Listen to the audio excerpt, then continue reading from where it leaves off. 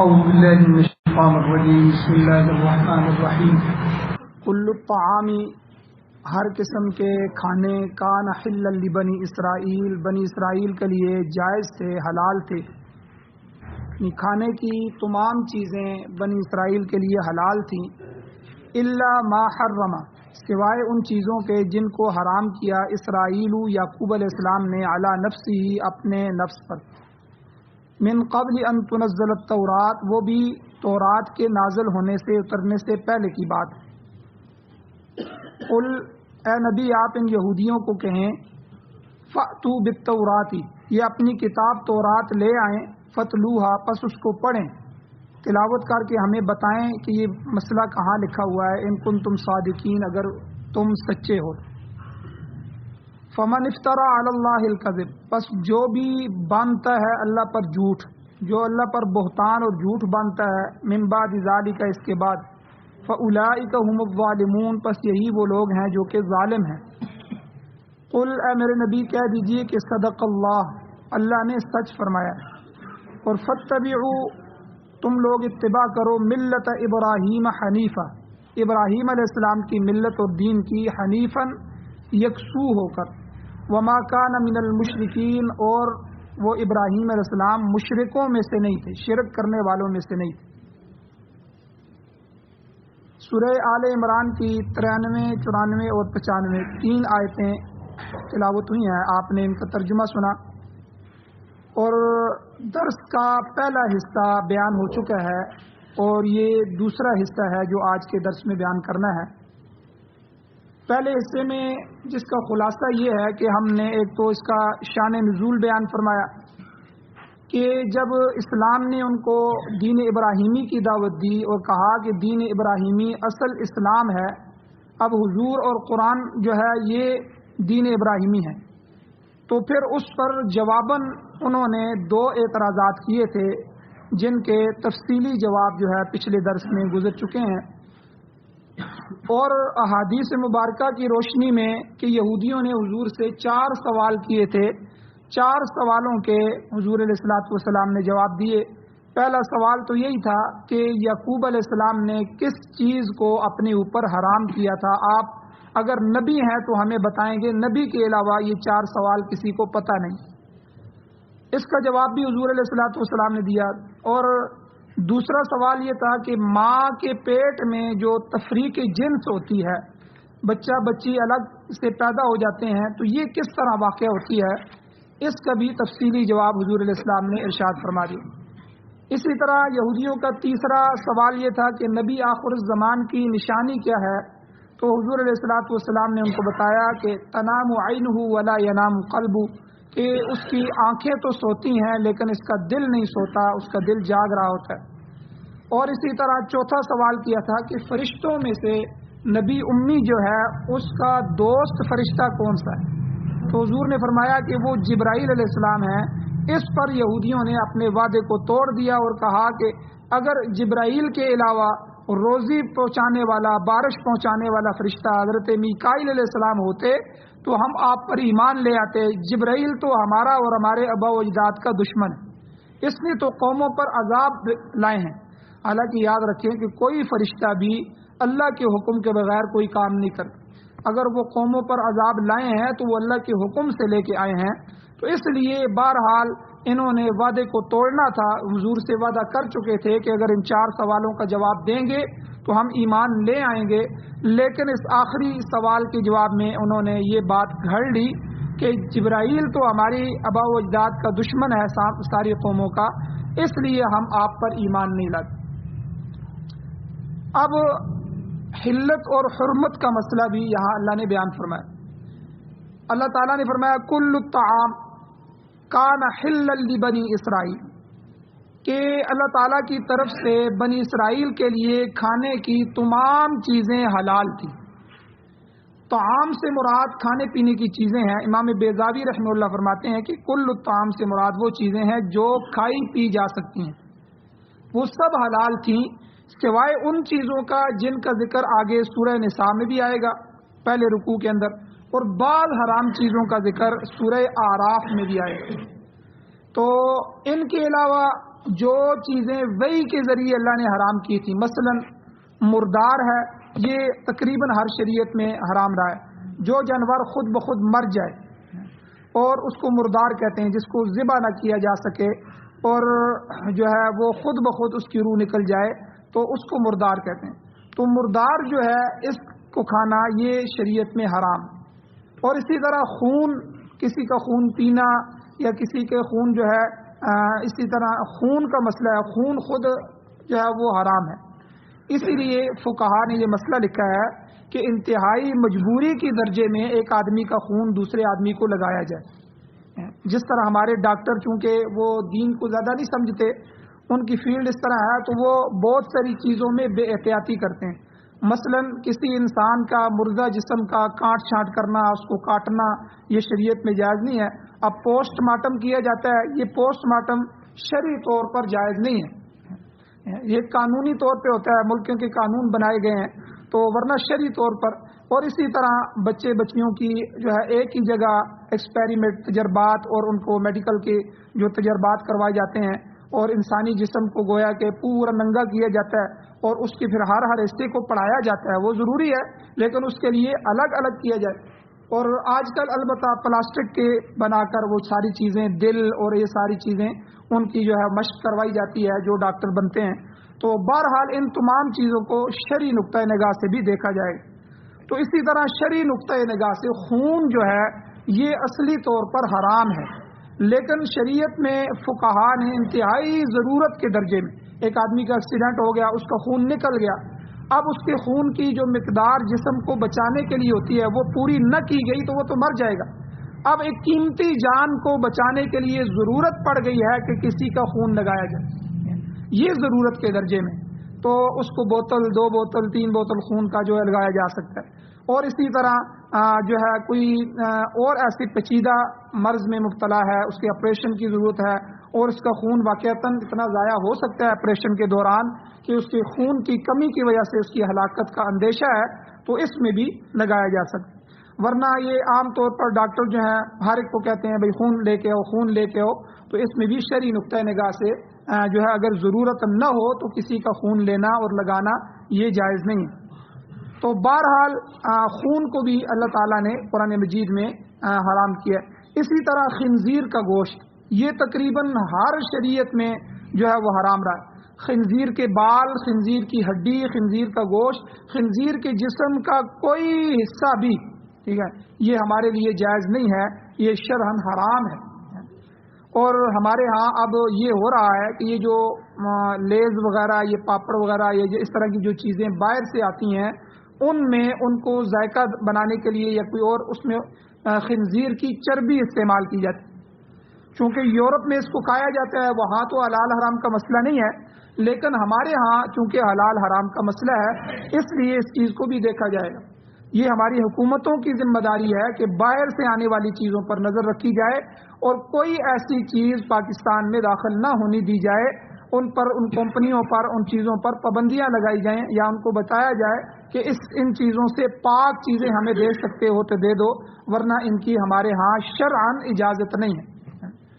اور پہلے ہوتا یہ تھا کہ چونکہ جو چیزیں ہوتی ہیں، جو کمپنی بھی بناتی ہے تو وہ اپنی مینوفیکچر جو ہوتی ہے، جن چیزوں سے، جن اجزاء سے وہ بنایا گیا ہے اس کے اوپر لکھنا ضروری ہوتا ہے۔ اب دوائی کی ڈبی آپ لیتے ہیں، اس کے اوپر لکھا ہوتا ہے اس میں فلاں فلاں فلاں چیزیں اتنی مقدار میں ڈالی گئی۔ اور اسی طرح کوئی بھی لیز، پاپڑ وغیرہ ہو، دودھ جو ڈبوں کا ہوتا ہے اس پہ بھی لکھا ہوتا ہے اس میں فیٹ اتنا ہے، اس میں فلاں چیز اتنی ہے، کیلشیم اتنا ہے، فلاں، یعنی یہ چیز لکھنی ضروری ہے۔ تو پہلے وہ چیزیں لکھی جاتی تھی، تو اب وہ انہوں نے لکھا ہوتا تھا کہ یہ گائے کا گوشت یا جو ہے بکری کی چربی یا اس طرح، وہ تو ہمارے لیے جائز ہے، لیکن اس میں سور کی چربی لکھتے تھے۔ اب جب امت مسلمہ کی طرف سے احتجاج ہوا اور ان لوگوں نے اپنے کاروبار کو بڑھانا تھا، ان کا نقصان ہوتا تھا، اب انہوں نے اس کو کوڈ دے دیے۔ آپ دیکھتے ہوں گے کسی چیز کو اٹھا کر دیکھیں، اس میں لکھا ہوتا ہے F21 D22، ٹھیک ہے، C13، یہ کوڈ لکھے ہوتے ہیں انگلش کے ساتھ اردو میں۔ یہ کوڈ اگر آپ اپنے انٹرنیٹ میں سرچ کریں تو یعنی آپ کو پتہ چلے گا، یعنی گائے کا گوشت کے لیے انہوں نے ایک کوڈ دے دیا، بکری کے گوشت کے لیے کوڈ دے دیا، اس طرح خنزیر کے گوشت کا، خنزیر کی چربی کا الگ الگ کوڈ ہے۔ تو اب کوڈ دے دیے، اب ہمیں کوڈ کا تو پتہ نہیں ہوتا، اس لیے وہ مسئلہ جو ہے دب کے رہ گیا۔ لیکن بہرحال حرام چیز حرام ہی ہوتی ہے، یہ گورنمنٹ کی ذمہ داری ہے کہ وہ کسی چیز کو ملک کے اندر ایسے کو داخل نہ ہونے دے۔ تو بہرحال یہ چیز خنزیر کا گوشت بھی اور اس کی ہر چیز بھی حرام تھی۔ اور چوتھی چیز نظر لغیر اللہ، اللہ کے غیر کے لیے نظر ماننا۔ یاد رکھیں کہ کوئی بھی چیز صدقہ عبادت ہے، نظر منت عبادت ہے۔ عبادت صرف اللہ کی ہو سکتی ہے، اللہ کے غیر کے لیے جائز نہیں۔ اگر آپ کوئی کپڑا، کوئی کھانا پکا کے یا کوئی چیز بھی غیر اللہ کے نام کی دیتے ہیں، یہ فلاں پیر کی ہے یا فلاں نبی کے لیے ہے یا فلاں، ہاں ان کو ایصال ثواب کر سکتے ہیں، دیں اللہ کی رضا کے لیے کہ میں اللہ کی خوشنودی کو حاصل کرنے کے لیے یہ چیز میں اللہ کے راستے میں دے رہا ہوں، یہ میں نے منت مانی ہے، اللہ کے لیے مانی ہے، میں اللہ کو راضی کرنے کے لیے نظر مانی ہے۔ پھر جو اس کا ثواب ملتا ہے وہ آپ کسی نبی کو بھی دے سکتے ہیں، کسی ولی کو بھی دے سکتے ہیں، اپنے بزرگوں کو بھی دے سکتے ہیں، لیکن ڈائریکٹ کسی ولی یا کسی نبی کی عبادت کرنا یہ جائز نہیں۔ اس لیے نظر لغیر اللہ، اللہ کے غیر کے لیے نظر، یہ بنی اسرائیل کے لیے بھی حلال نہیں تھی۔ البتہ کھانے پینے کی جو عام چیزیں ہیں اور بہیمۃ الانعام، یعنی قرآن مجید نے جن کو بھیڑ بکری یا اس کے دیگر جو جانور ہیں گوشت کے لیے جو رکھے جاتے ہیں، اسی طرح دال سبزی روٹی وغیرہ، یہ تمام چیزیں بنی اسرائیل کے لیے حلال تھی۔ تو یہاں کل الطعام سے مراد یہ چیزیں، ہاں اگر اللہ نے فرمایا الا ما حرم اسرائیل علی نفسی، جو چیزیں حضرت یعقوب علیہ السلام نے بذریعہ نظر مان کے منت مان کے اپنے اوپر حرام کر لی تھی، وہ خاص انہی کے واسطے حرام تھی۔ اور وہ بھی اللہ نے فرمایا من قبل ان تنزل التورات، تورات کے نازل ہونے سے سینکڑوں سال پہلے، کیونکہ یعقوب علیہ السلام تو بہت پہلے آئے، موسیٰ علیہ السلام تو بعد میں آئے، سینکڑوں سال بعد میں آئے، تورات تو موسیٰ علیہ السلام کو دی گئی، تو یہ تو یعقوب علیہ السلام کی بات ہو رہی ہے۔ تو اب تورات کے نازل ہونے سے سینکڑوں سال پہلے انہوں نے نظر مانی تھی اور اپنے اوپر حرام کیا تھا۔ پھر ان کے دیکھا دیکھی ان کی جو اولاد تھی انہوں نے بھی اونٹ کا گوشت اور اونٹنی کا دودھ استعمال کرنا چھوڑ دیا، حالانکہ یہ ان کے لیے بالکل جائز تھا، اور تورات میں ان چیزوں کی حرمت کا کوئی ذکر نہیں ہے۔ اب یہودیوں کا یہ دعویٰ کہ جو انہوں نے حضور کو کہا کہ دیکھو اگر آپ جو ہے دین ابراہیمی پر ہوتے تو تورات میں اور دین ابراہیمی میں تو اونٹ کا گوشت اور اونٹنی کا دودھ منع ہے، حالانکہ یہ بات غلط ہے۔ یہ اس کا جواب شریعت نے اور قرآن مجید نے یہاں دیا ہے کہ تورات کے نازل ہونے سے پہلے، یہ حضرت یعقوب علیہ السلام کا قصہ ہے، تورات کے اندر ایسی کوئی بات لکھی ہوئی نہیں ہے، وہ بھی انہوں نے اپنے لیے حرام کیا تھا، اولاد کے لیے نہیں کیا تھا، اولاد نے تو ان کو دیکھا دیکھی اپنے لیے کر لیا اور چھوڑ دیا۔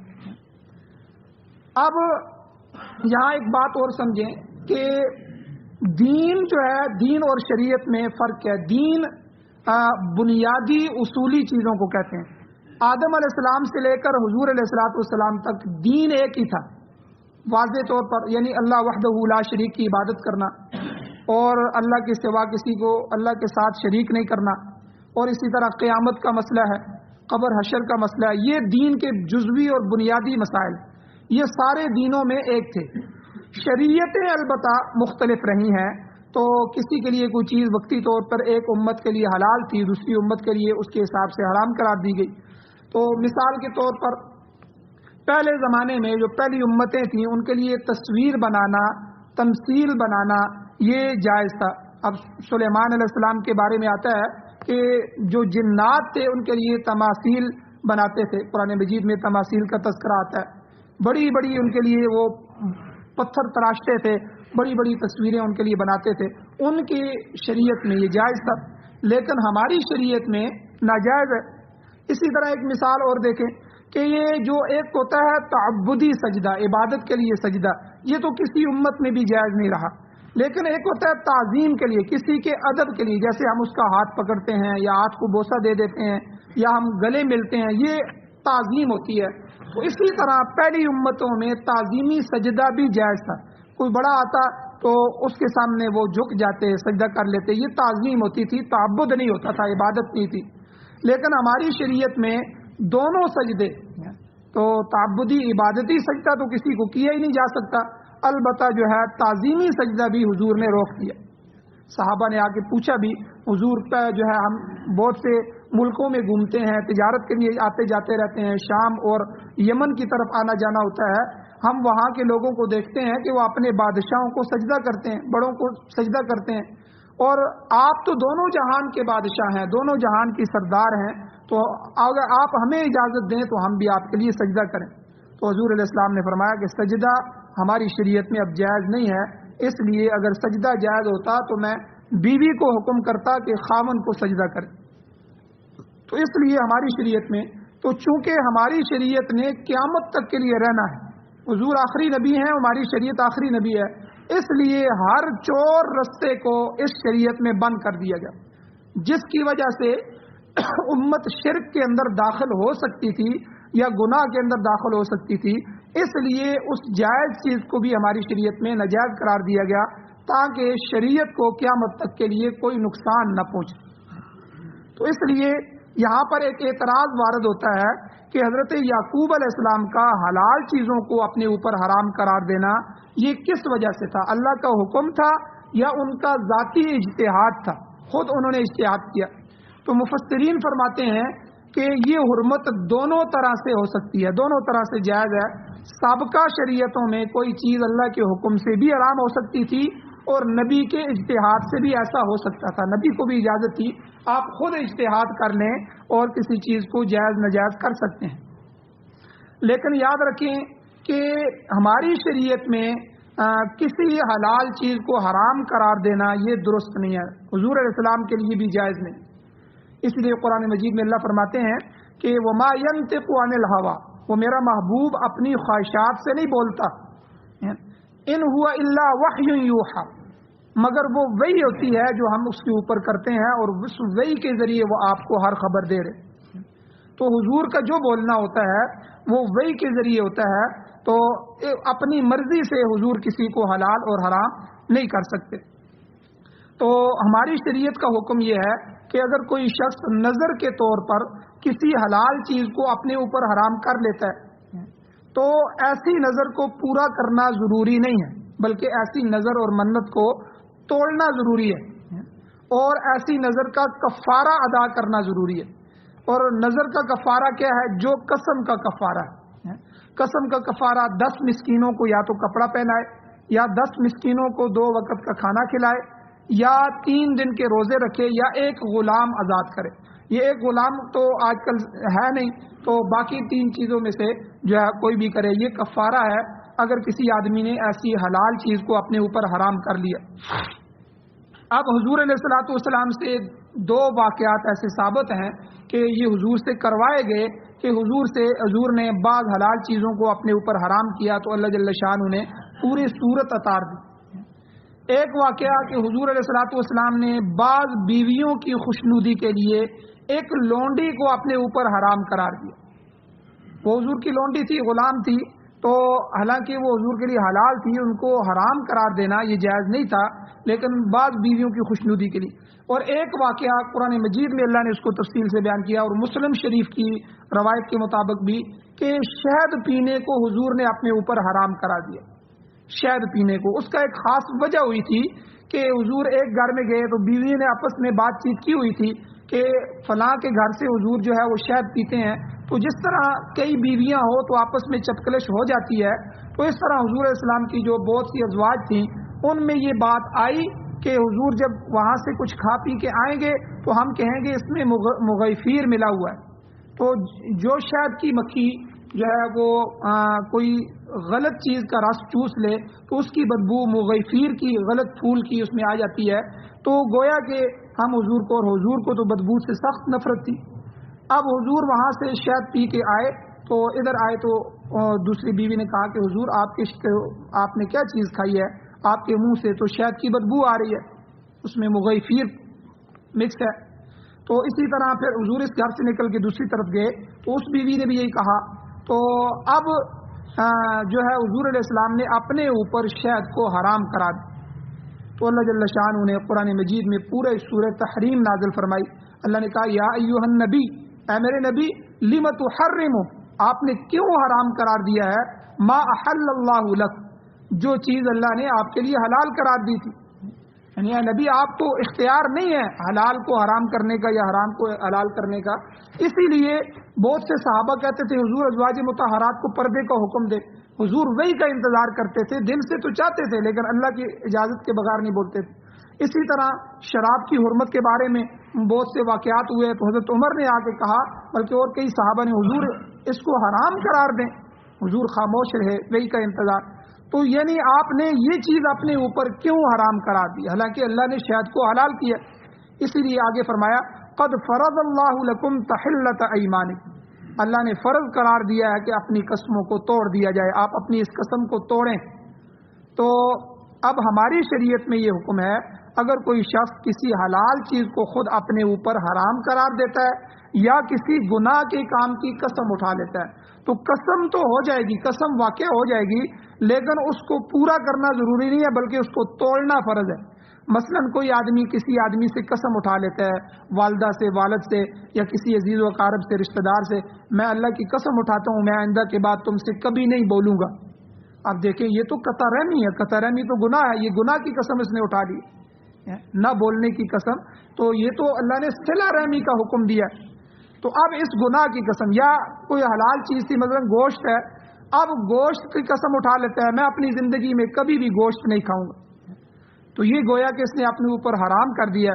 ہاں طبیعت نہیں مانتی تو نہ کھائے، یا ڈاکٹر نے پرہیز کہا ہے طبعاً یا پرہیزن نہیں کھا رہا تو یہ ایک الگ بات ہے، لیکن اپنے اوپر حرام قرار دینا یہ جائز نہیں ہے.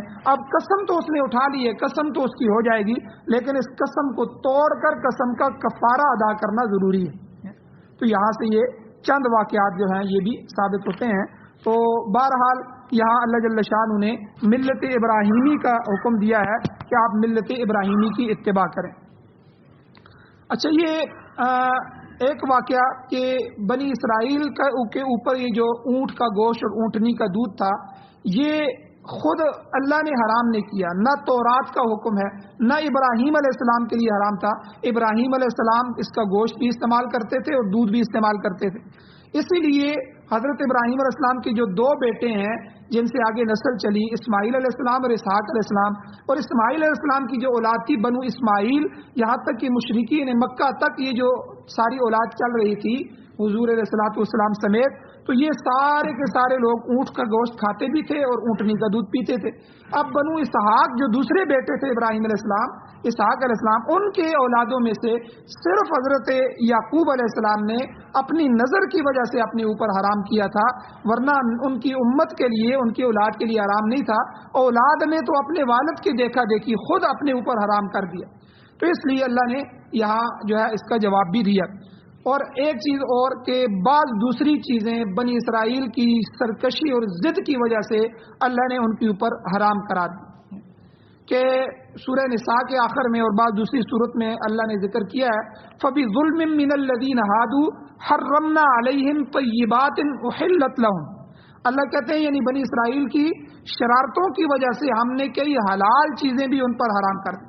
اب ان میں جو ہے گائے کا گوشت حلال تھا مگر گائے کے گوشت کی چربی حرام تھی. آپ دیکھیں چربی کا ایک ایک بوٹی سے علیحدہ کرنا کتنا مشکل ہوتا ہے، اللہ نے مشقت میں ڈال دی. تو اب صرف آنت جو ہے، آندرے جو ہے، آنت کی چربی ان کے لیے حلال تھی، باقی ساری چربی ان کے لیے حرام تھی. تو ہاں ایک اور چیز ہے کہ اللہ نے جب ان کو من و سلوہ دیا، من و سلوہ اتارا، تو اب اتنے بدبخت تھے، آسمان سے بٹیر آ رہے ہیں، تیتر آ رہے ہیں، خود بخود بنا ہوا سالن مل رہا ہے اور ہر چیز وہاں سے مل رہی ہے. رات کو سوتے آسمان سے اتر جاتے، صبح اٹھا کے جو ہے اس کو کھا لیتے. اب کن بدبختوں نے عمدہ اور اعلیٰ چیزوں کو اللہ کہتے ہیں تستبدلونہا، کہ ان کے بدلے میں انہوں نے ذلیل چیزیں، گھٹیا چیزیں اللہ سے مانگی. اب جنت کی نعمتیں یا اعلیٰ نعمتیں ہوں ان کے بدلے میں بندہ دنیا کا دال ساگ مانگنا شروع کر دے. اب انہوں نے کہا کہ اے اللہ نہیں، وہ قصہ و فومیہا و عدسیہا و بصلیہا، اب ہمیں جو ہے من و سلوہ نہیں چاہیے، ہمیں تھوم دیں، لہسن دیں، گندم دیں، ٹھیک ہے، اب ہمارے لیے دالیں ہونی چاہیے، ہم خود پکائیں اور کھائیں. اللہ نے کہا کہ اچھا ٹھیک ہے، اب میں یہ چیزیں تم سے لے لیتا ہوں. من و سلوہ جو اتر رہا تھا اللہ نے وہ کھینچ لیا اور انہی چیزوں میں لگا دیا. تو یعنی یہ انہوں نے خود مانگا تھا. اب آگے اللہ تعالیٰ یہودیوں کی کذب بیان فرما رہے ہیں کہ کہ اتنے جھوٹے ہیں کہ انہوں نے یہ حکم جو تھا کہ جو ہے دین ابراہیمی میں اونٹ کا گوشت اور یہ دودھ حرام ہے، اس کو اللہ پر پھینک دیا کہ یہ اللہ نے حرام کیا، حالانکہ اللہ نے تو حرام نہیں کیا، یہ اللہ کے اوپر جھوٹ بولنے والی بات ہے۔ اس لیے حضور کو فرمایا قل، اے میرے نبی آپ کہہ دیں فأتوا بالتوراۃ، ان کو کہیں کہ اگر تم اپنے دعوے میں سچے ہو تو اپنی کتاب تورات لے آؤ، فتلوہا، اس کو پڑھ کے ہمیں بتاؤ اس میں کہاں یہ حکم لکھا ہے، ان کنتم صادقین، اگر تم سچے ہو تو تم ہمیں بتاؤ۔ یہودیوں نے اس چیلنج کو قبول نہیں کیا، اگر وہ تورات لا کر پڑھتے بھی تو یہ حکم ثابت نہ کر سکتے اور جھوٹے ثابت ہوتے، اس لیے وہاں سے وہ بھاگے اور خاموش ہو گئے۔ تو اس سے پہلے بھی بیان ہو چکا ہے کہ جو زنا کی سزا ہے زنا کی، تو اس کے بارے میں بھی یہ جھوٹ بول چکے ہیں، پیچھے اللہ پر انہوں نے جھوٹ بولا۔ سورہ مائدہ میں یہ واقعہ تفصیلاً آئے گا۔ واقعہ یہ ہوا کہ وہاں جو خیبر کا علاقہ ہے، خیبر کے علاقے میں ایک مرد اور عورت نے زنا کیا، اب ان کا جرم ثابت ہو گیا، جرم میں ملوث تھے، لیکن یہ ان کے امیر لوگ تھے، امیروں سے غلطی ہو گئی۔ اب چونکہ یہودی علماء کی یہ عادت تھی کہ وہ بیچ میں گنجائش نکالنے کے لیے تورات اپنی کتاب کو بھی بدل دیتے تھے، اب یہ مقدمہ وہ لے کے حضور کے پاس آ گئے کہ آپ اس میں فیصلہ کریں۔ تو آپ علیہ الصلوۃ والسلام نے یہودی علماء سے پوچھا، وہ وہاں موجود تھے، اچھا یہ بتاؤ، ٹھیک ہے میں فیصلہ کرتا ہوں، لیکن اس جرم کی سزا تمہاری کتاب تورات کے اندر کیا ہے؟ آخر وہ بھی آسمانی کتاب ہے اور موسیٰ علیہ السلام سزائیں دیتے رہے ہیں، وہ بھی نبی تھے وقت کے، تو تم یہ بتاؤ کہ تمہاری کتاب کے اندر اس کی کیا سزا ہے؟ تو وہ کہنے لگے جی کہ زانی اور زانیہ جو عورت ہے، ہمارے ہاں سزا یہ ہے کہ ان کو کوڑے مارے جائیں اور ان کا منہ کالا کر کے گدھے پر الٹے رخ بٹھایا جائے، بس یہ سزا ہے۔ اس پر آپ علیہ السلام نے فرمایا نہیں، بلکہ تورات میں جو زانیین ہیں، دونوں زانیہ اور زانی مرد، ان کا رجم کا حکم ہے کہ ان کو سنسار کیا جائے۔ تورات لاؤ اور لا کر پڑھو۔ جب تورات لائی گئی تو یہودیوں نے جو اصل حکم تھا اس پر انگلی رکھ دی، اتنے بدبخت ہیں، وہاں انگلی رکھ دیا، وہ تو دوسری زبان میں لکھی ہوئی تھی۔ اور عبداللہ ابن سلام جو یہودیوں کے علماء میں سے تھے پہلے، وہ مسلمان ہو چکے تھے، حضور نے ان کو بلایا اور کہا کہ آپ ذرا دیکھیں۔ جب انہوں نے دیکھا تو انہوں نے کہا حضور اس کو کہیں کہ یہ انگلی کو ہٹائے، ہاتھ کو ہٹائے۔ جب اس کے ہاتھ کو ہٹایا تو نیچے لکھا ہوا تھا کہ ان کو رجم کیا جائے، سنسار کیا جائے۔ اب دیکھیں کہ انہوں نے وہاں بھی بدبختوں نے اس کو اللہ کی طرف منسوب کیا کہ نہیں، ہماری تورات میں یہ حکم نہیں ہے، بلکہ حکم یہ ہے کہ ایسے لوگوں کو جو ہے وہ سنسار نہ کیا جائے، بلکہ ان کو صرف کوڑے مارے جائیں اور منہ کالا کیا جائے۔ تو بہرحال اللہ نے کہا فمن افترى علی اللہ الکذب، جو اللہ پر جھوٹ باندھتا ہے من بعد ذالک، اس کے بعد فاولئک، حق واضح ہونے کے بعد پھر بھی اللہ پر جھوٹ بولتا ہے، فاولئک هم الظالمون، یہ ظالم لوگ ہیں۔ قل، اے میرے نبی آپ فرمائیں، صدق اللہ، اللہ نے سچ فرمایا ہے، ملت ابراہیمی کے اصول واضح اللہ نے کر دیے ہیں، آپ ان کو دعوت دینے والے ہیں اور اس پر قائم ہیں۔ البتہ خود یہودی ملت ابراہیمی کو چھوڑ چکے ہیں۔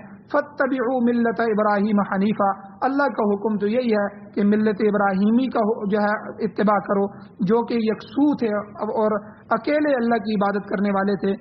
اور آگے اللہ نے فرمایا وما کان من المشرکین، ابراہیم علیہ السلام تو نعوذ باللہ مشرکوں میں سے نہیں تھے، لہذا تم بھی حنیف بن جاؤ، کیونکہ حنیف مشرک نہیں ہو سکتا۔